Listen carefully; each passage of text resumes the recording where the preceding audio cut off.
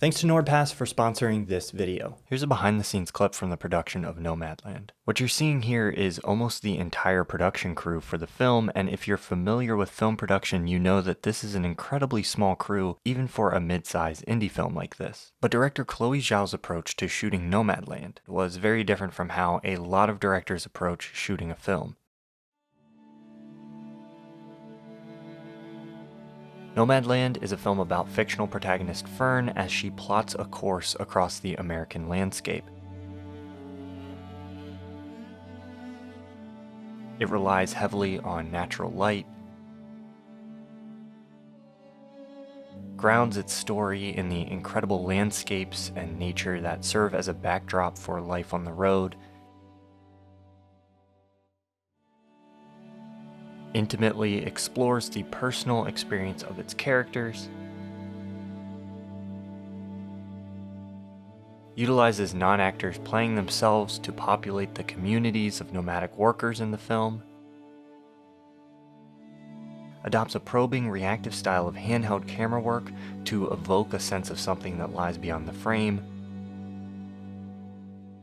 and utilizes non-continuity editing to drift seamlessly from moment to moment.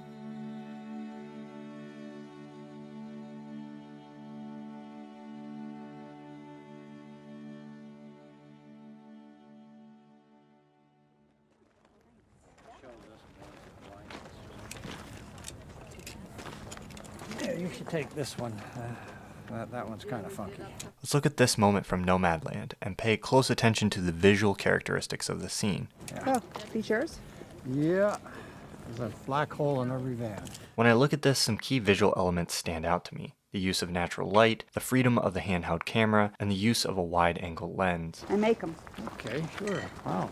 What is this, crochet? One or more of these elements are present in almost every scene throughout the film. The natural sunlight, always low in the sky and positioned to backlight or sidelight the characters, the camera that is free to respond and is clearly reacting to characters in the moment, and the wide-angle lenses that keep the environment and setting always present in the frame, even during close-ups. It's easy to think Zhao might just be making these choices so the film looks a certain way, but I think they are born out of an approach to filmmaking that pretty radically departs from how your average production operates. To understand the context of Zhao's work and direction, we need to travel back a little ways in film history. 40 years before Zhao made Nomadland, director Terrence Malick released his second film, Days of Heaven, which focuses on a few characters within a community of nomadic workers. It is firmly anchored in natural light and nature, and intimately explores the personal experience of its characters. Before that, Malick's first film, Badlands, plotted a course across the American landscape. In The Thin Red Line and The New World, with the help of legendary cinematographer Emmanuel Lubezki, Malick would develop a probing, reactive style of handheld camera movement that used very wide-angle lenses to ground the characters in their environment and the nature that surrounded them. In Malick's contemporary films, he would begin to work with a combination of actors and real people, and would often abandon continuity editing for something more impressionistic. Zhao is not merely a visual copy of Malick. Like Malick, Zhao and her cinematographer aren't simply trying to create an interesting visual style. They are making choices about how they approach production that are intimately connected to the visual elements of the film. We sometimes tend to think of a film's style, how it looks and feels on screen, as something that is primarily an aesthetic decision on the part of the director and crew, and it is in a way, but thinking of how a film looks as being primarily motivated by trying to achieve a specific look leads us to misunderstand why a style develops organically and why certain filmmakers are drawn to that style.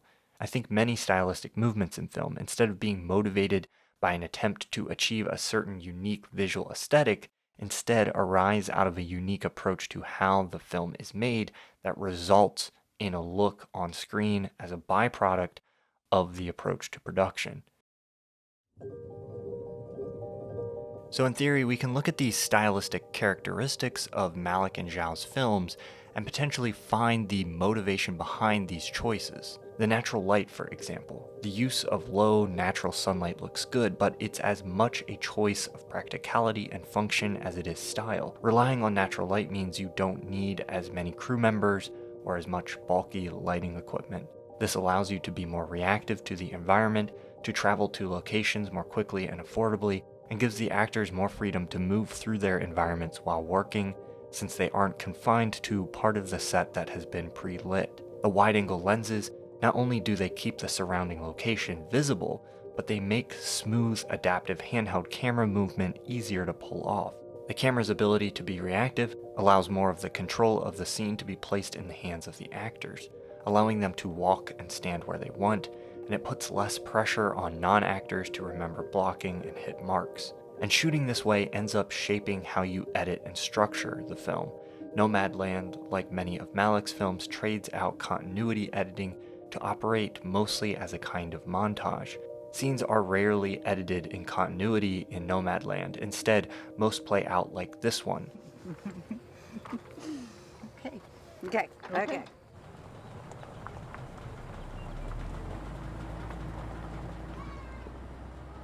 This scene of Linda May leaving is constructed out of just 4 shots. Between each, if you pay close attention, there's a clear jump in time, yet the cuts are placed carefully enough that none of them are visually jarring. This style of editing serves as a stylistic device, but it's also practical. It allows for longer, more improvisational takes to be shot and then shaped into a scene. The editing and shooting styles are interwoven. When you don't have to worry about cutting to reverse shots, you don't have to worry about shooting them, which means you can be more flexible as you shoot, and it helps you when working with golden hour natural light. Shooting a whole scene like this one in one take and then cutting it into a final scene allows you to work quickly in the brief window of light you have available. And the roving camera is important for editing scenes like this. If the camera was more static, there would be fewer opportunities to cut out sections without creating a jump cut. And again, this helps give the actors more flexibility and freedom. I think most, if not all, of these stylistic choices for both Malick and Zhao arise out of 2 motivating factors: a desire to ground their films in real locations and people, and wanting to give themselves and the people they put in front of the camera freedom. But why is that freedom important to Malick and Zhao? I think Malick's style arose organically as he started radically changing how he approached producing films, often shooting without scripts or dialogue and attempting to find the film as he went. In an interview with ASC, Zhao talks about taking a similar approach, about making a film as a search for answers to a question, rather than as a way to state something you already know. Zhao says it's almost a necessity for him to explore something he wants to understand about the world, about human existence, about all these bigger questions he had, and that shines through his cinema. That's why his films are so intimate and so universal at the same time. He's exploring questions that everyone can relate to. There's a lot of myself asking these questions as well, and by making these films, I was able to have some of them explored. For Zhao, making the film is a process of discovering the story. The greater freedom and flexibility in the approach to production gives you a greater ability to follow the story where it leads. I think this is why some other filmmakers seem to come up empty when they emulate or build upon Malick's style, because a visual style by itself isn't that compelling. You have to understand the underlying reasons a filmmaker came to that approach or that style. And Chloe Zhao seems to understand this in Malick, and in Nomadland she finds a style that is an extension and progression of Malick's influence and not just an imitation. Malick's influence has already been significant, but it's mostly manifested in filmmakers emulating his visual motifs for brief moments. But not many people are truly adopting Malick's philosophical and practical approach and doing something interesting with that. And I'm not insinuating that Zhao's work is merely derivative of Malick. Instead, I think it may be part of the beginning of a larger stylistic movement. One of my favorite writers, Derek Sivers, once said that the first follower is an underrated form of leadership, that the first follower transforms a lone nut into a leader. And even though Zhao may be adopting an approach that Malick helped pioneer, It's an approach and style that lets the voice of the filmmaker and actors take center stage. Even though aspects of the approach to production may be similar, Zhao's work is distinct from Malick's because her voice is distinct, and that's given a lot of room to shine through with this approach. Nomadland isn't a film Malick would have or could have made. His version would have looked very different even if they shared overlap in terms of visual style. And this is why I think Chloe Zhao deserved the Best Director Oscar, because she's helping push the medium forward in an interesting way. Regardless of whether Nomadland is the best film out of the films made by the Best Director nominees, Zhao models the most inventive and progressive use of direction out of these nominees. All these other directors are operating at the top of their class within styles and approaches that are fairly developed and entrenched, while I think Zhao is helping to push the medium into new territory, something I strongly value as a film critic, viewer, and filmmaker. Thank you so much to NordPass for sponsoring this video. Look, if you aren't using a password manager, I can almost guarantee you're compromising in some way. Either you are keeping track of your passwords in a super inconvenient and annoying way, or you are compromising on the security of your passwords and using passwords that are too weak because they are easy to remember. Well, you can solve both of those problems with a password manager, and I recommend NordPass. The people who built NordPass are the same people who built NordVPN, who I've been using for years.